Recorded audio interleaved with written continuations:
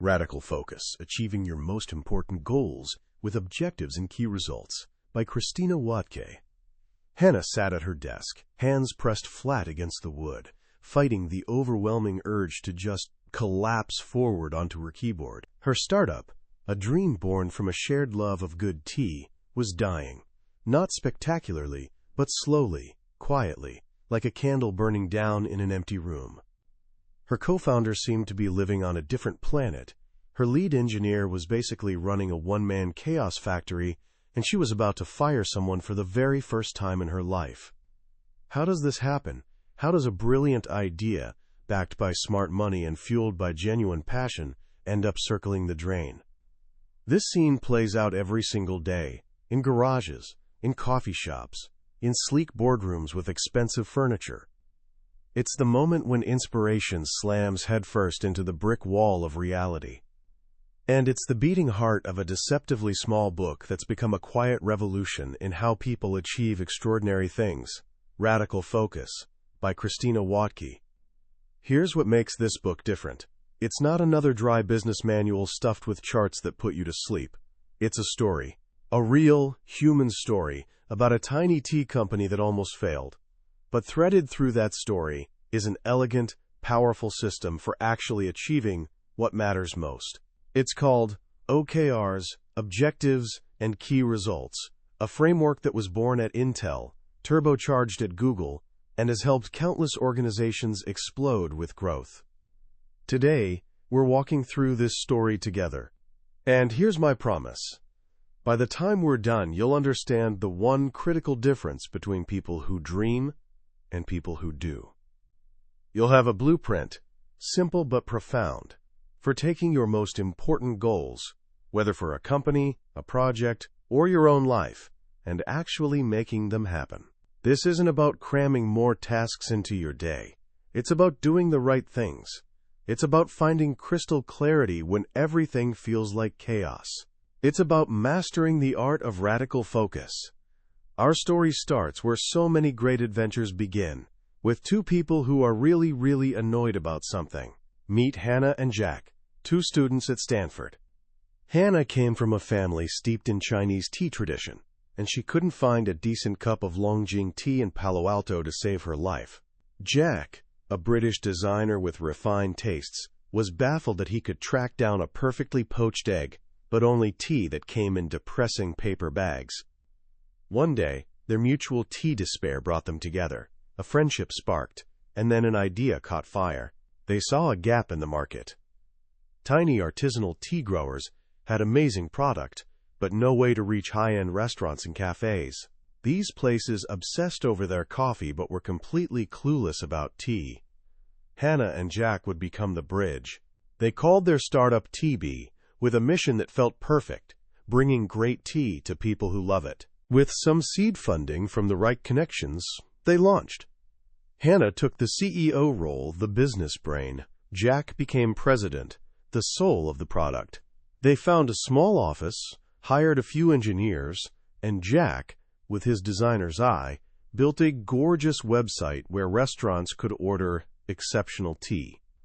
For a while, everything felt magical. The dream was breathing and alive. They gave away samples at tech meetups. Hannah closed deals with local restaurants, and the office buzzed with the quiet confidence of a company on the rise. But then something started to shift. A subtle wrongness crept in. The money clock was ticking. They had maybe a year of runway left. And while plenty of small tea producers were signing up for their platform, hardly any restaurants were actually buying. Their marketplace was lopsided, and a lopsided market isn't really a market. It's an expensive hobby. So they did what founders do. They hit the streets to sell the tea themselves. One day, Hannah returned to the office with a massive order, but it wasn't from some trendy cafe. It was from a restaurant supplier, a big, boring company that sold everything from canned goods to coffee to restaurants large and small. Jack felt conflicted. Sure, it was a lot of money, but it wasn't the plan. Their vision was about fine dining and exquisite tea. Did some generic supplier really care about quality? Jack, Hannah said, exhaustion in her voice, the restaurants don't trust us yet. We're too new. But the suppliers are willing to take a chance. and they'll get our tea into those exact same restaurants. Let's just see how this plays out. A few days later, Hannah closed another supplier deal, then another. Each sale was like closing 20 restaurants at once. The tea growers were thrilled. They were selling more tea than they'd ever dreamed. The numbers were finally looking good. Hannah realized this was their actual business. It was time to pivot. A pivot, she explained to Jack, isn't about abandoning your mission. Their mission was still bringing great tea to people who love it. A pivot is about changing your tactics to achieve that mission. They'd sell to suppliers, who'd then sell to restaurants. More efficient, more profitable, same destination. Jack resisted. He was the keeper of the vision, the product purist. He worried the suppliers would squeeze prices, forcing growers to sacrifice quality. He was designing beautiful new packaging, agonizing over the exact shade of blue for the boxes. And something else bothered him. One of the new suppliers had complained the website was too complicated. Hannah had agreed to enter their orders manually. Rubbish! I did usability testing on that design, Jack protested. This is the classic tension point in any venture, the idealist versus the pragmatist. The vision of the perfect product versus the messy reality of what the market actually wants. Jack worried about problems they might face someday. Hannah focused on the problem they had right now. Time and money were running out. As she told him, quoting her mother, "Solve the problems you have, not the ones you imagine." They were stuck. So they did what smart founders do. They sought wisdom. They went to see Jim Frost, their first investor, a Silicon Valley veteran who'd watched hundreds of companies rise and fall. They met him at a Starbucks, a place Jack despised as the temple of mass-produced mediocrity. Jim listened patiently to their dilemma. Then he told them a story about Intel in the 1980s. The company was hemorrhaging money in the memory chip business, getting crushed by Japanese competitors. The founders, Andy Grove and Gordon Moore, were tormented about what to do. One day, Andy turned to Gordon and asked a powerful question. "If we got kicked out and the board brought in a new CEO, what do you think he would do?" Gordon didn't hesitate. "He would get us out of memories." Andy's response was like a lightning bolt. "Why shouldn't you and I walk out the door, come back in, and do it ourselves?" And that's exactly what they did.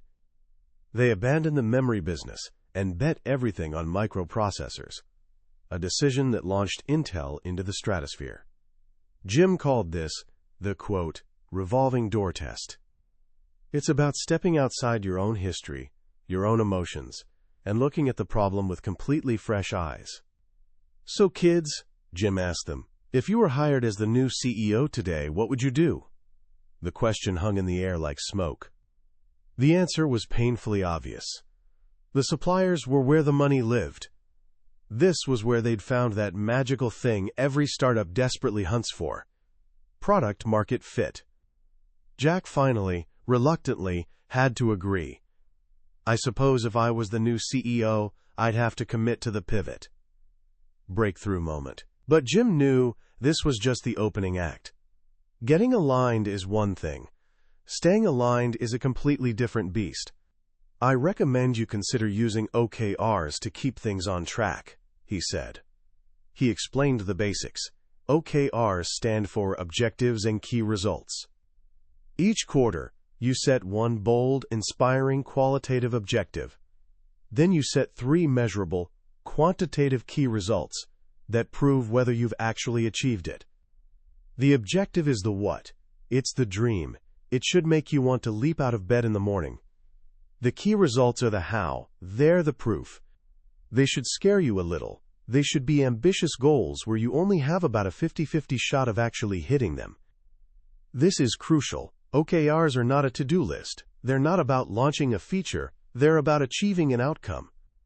The objective fires up the creative, right-brained people. The key results ground everything in reality for the analytical, left-brain folks. It's a system that marries passion with proof. So Hannah and Jack sat there at that Starbucks patio and hammered out their first OKR. Their objective: establish clear value to restaurant suppliers as a quality tea provider. It was inspiring. It was focused. Their key results: 1. Reorders at 70%. 2. 50% of reorders happen through self-service on the website. 3. Revenue of $250,000. These were measurable, ambitious, a little scary. They finally had a clear, shared definition of success for the next 3 months. Filled with renewed energy, they returned to the office and announced the pivot and their new OKRs to the team, but immediately they hit a wall. Their lead programmer, Eric, was furious. "This is nonsense," he said. "This company was started to help farmers and small businesses. That's why I joined." The team fractured. Some people were excited about the new direction. Others felt like they were selling out. Then, at the end of the meeting, someone asked a dangerous question. "What about our current customers? The restaurants?" Jack, desperate to keep everyone happy, quickly replied, "Oh, we can keep them."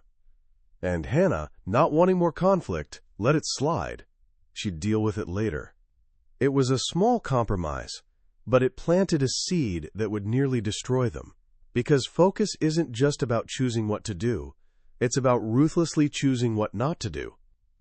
In the weeks that followed, the company lost its way. Jack, the product purist, couldn't let go of his original vision. He kept organizing tea tastings at co-working spaces, trying to sell to individual businesses. It was networking, he argued, but it had absolutely nothing to do with their one critical objective. It wasn't helping them establish value with restaurant suppliers.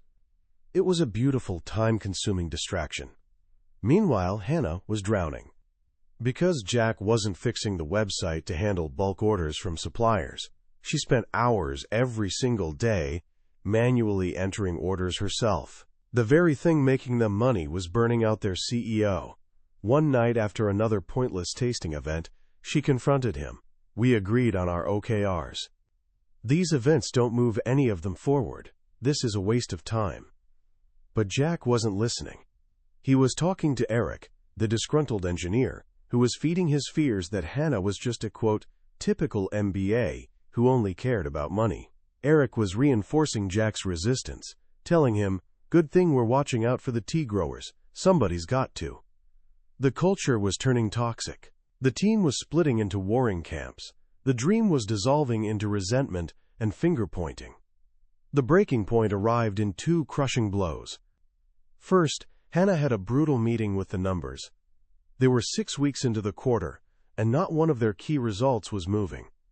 Revenue was flat. Reorders weren't happening automatically.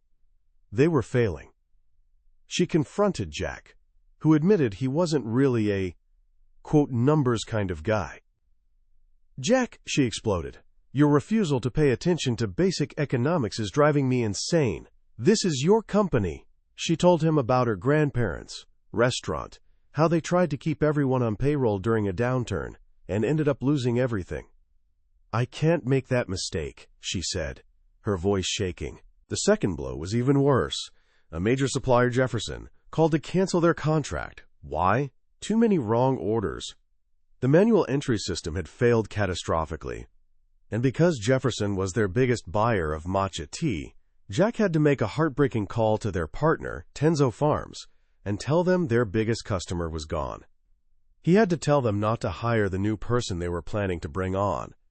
The failure was no longer just numbers on a screen. It had a human face.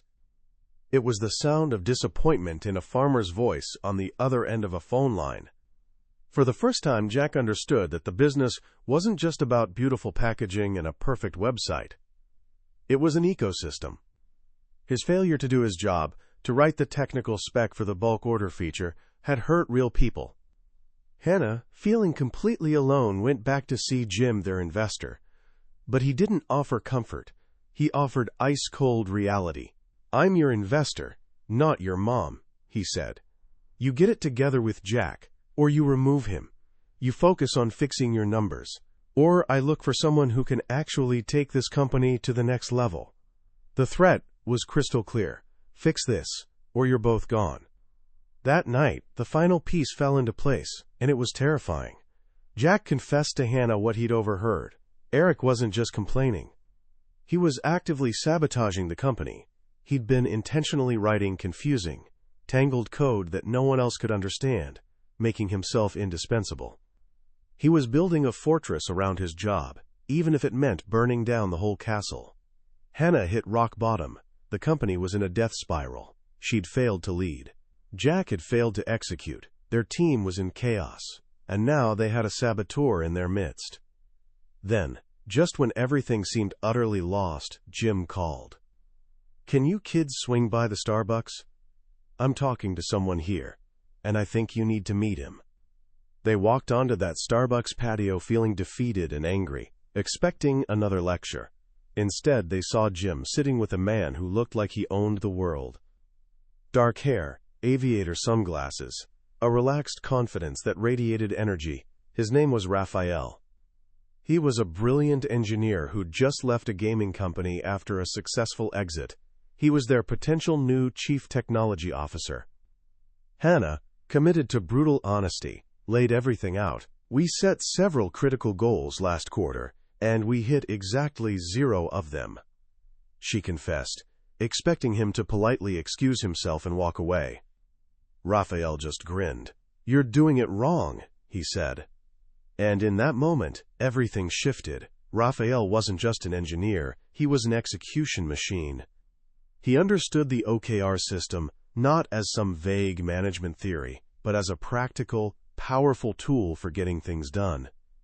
He grabbed a napkin and started sketching. 5 OKRs, he said? You can't even remember them all. How can your team? If you say 3 things, you say nothing. It's the economy, stupid. Focus on one key message, one objective for the whole company. That's it. This was the first lesson of radical focus. The power of one.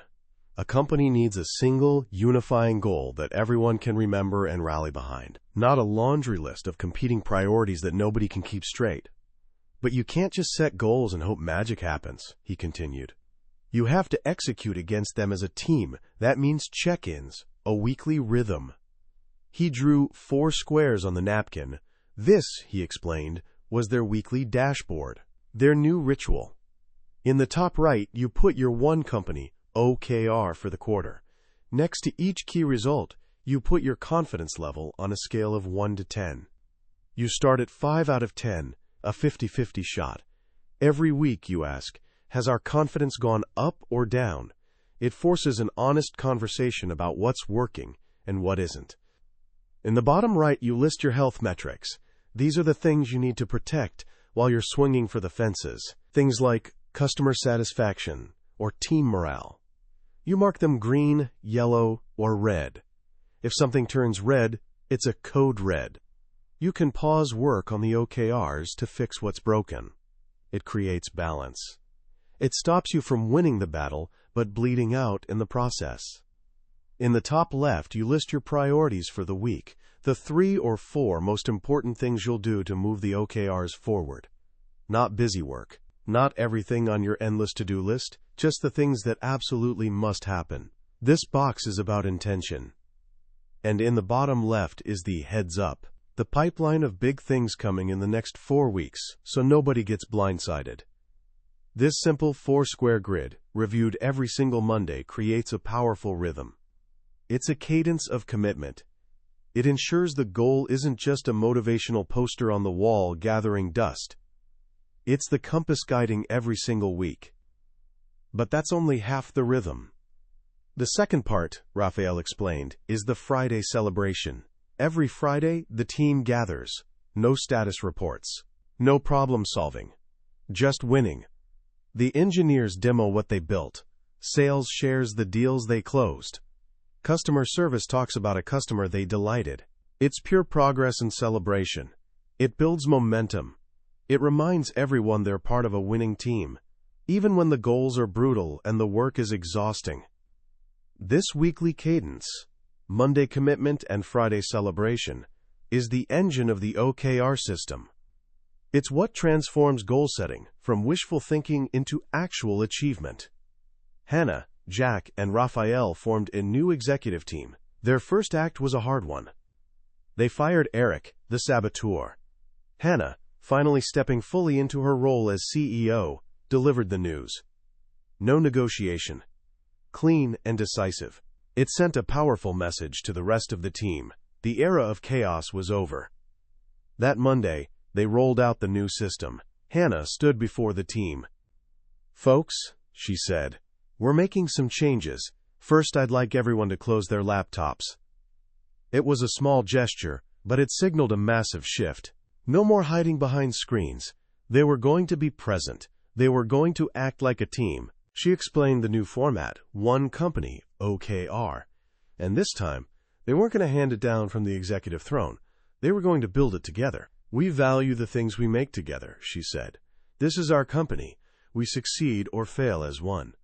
The team, for the first time, felt genuine ownership. They debated, they argued, and they landed on a single, powerful OKR for the quarter. The weeks that followed were a transformation. The Monday meetings were sharp and focused. The four-square dashboard kept everyone aligned. When confidence in a key result dropped, they attacked the problem as a team. The Friday win sessions became the highlight of everyone's week. The office, once quiet and tense, was now filled with energy, laughter, and the electric feeling of real progress. People started actually understanding what their colleagues in other departments did all day. A culture of trust and transparency began to grow. Jack, no longer torn in different directions, found his focus. He realized that to build a truly great product, he had to understand the whole business, even the numbers he'd always avoided. He let go of the contract for the graphic designer Anya. Not because her work wasn't beautiful, but because it wasn't a top priority. It wasn't helping them hit their OKRs right now. He was finally making the hard choices that real focus requires. A quarter later, the team gathered to review their results. They'd accomplished every single key result. The room was electric with celebration. But Raphael poured a bit of cold water on the party. "Hey guys," he said, "this isn't necessarily good. Are we sandbagging?" Sandbagging. Setting goals you know you can hit, just to feel good about yourselves. He challenged them to set even harder, more ambitious goals for the next quarter. And they did. They were no longer afraid of failure. They were excited by the challenge of reaching for something extraordinary. The company was thriving. They were no longer dreamers hoping the universe would align in their favor. They had a system. They had focus. They were becoming execution machines. A year later, Hannah sat at her desk, staring at an email. It was done. They'd closed their Series A funding round. They were set for at least another year, maybe two. She looked across the office and saw Jack and Raphael hunched over a monitor, laughing about something. Everything felt easier now. The disagreements were productive, not personal. Each week, they shared their goals. Each week, they supported each other. Each week, the numbers climbed. She thought about saving the news for the Friday win session. It would be fun to have the best news to share. She took a sip of her perfectly brewed Longjing tea. The dream was alive again. And this time, it was built on solid ground. What a journey, right? It's beautifully simple on the surface.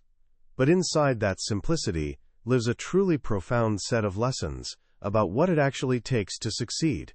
The story of TB isn't really about tea at all. It's about the universal struggle to turn an idea, any idea, into something real.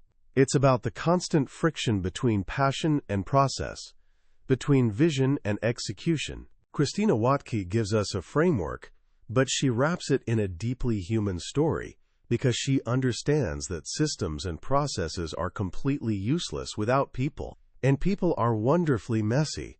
We're driven by ego, fear, our own personal visions of what's right and wrong. Jack wasn't a villain. He was a creative person terrified of compromising his vision. Hannah wasn't just a cold, numbers-driven CEO. She was carrying the weight of her family's history and a deep fear of failure. Their conflict is the conflict inside every great team that's ever existed. The genius of the OKR system, as presented in Radical Focus, is how it addresses this human element. It's not some rigid, top-down command and control system. It's a tool for creating alignment and fostering real conversation. The first great lesson is the power of a single shared goal. Think about your own life for a second. How often are you trying to juggle 10 things at once? You want to get fit, learn a language, start a side project, read more books, spend more time with family. As Wodtke says, if everything is important, nothing is important. The discipline to choose the one thing that matters most for a season, whether it's a business quarter or a chapter of your life, is an absolute superpower. It brings clarity. It simplifies decisions. It lets you pour all your energy into a single point of attack. The second lesson is the magic of rhythm. A goal set in January is usually forgotten by February, gathering dust in some abandoned notebook. The weekly rhythm of Monday commitments and Friday celebrations is the heartbeat that keeps the goal alive and breathing. The Monday meeting forces intentionality. It asks, are the things I'm planning to do this week actually going to get me closer to my goal? The Friday celebration is equally critical. It builds momentum. It reframes the struggle.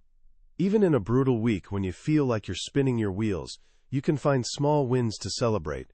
It protects team morale and creates a culture of positive forward movement. And finally, the most important lesson is the shift from measuring output to measuring outcome. This is genuinely game-changing. So many of us, and so many companies, are trapped in the busy work mindset. We measure success by how many tasks we check off a list, how many features we ship, how many hours we grind. But none of that matters if it doesn't produce a result. An OKR isn't build a new website, it's increase online sales by 20%.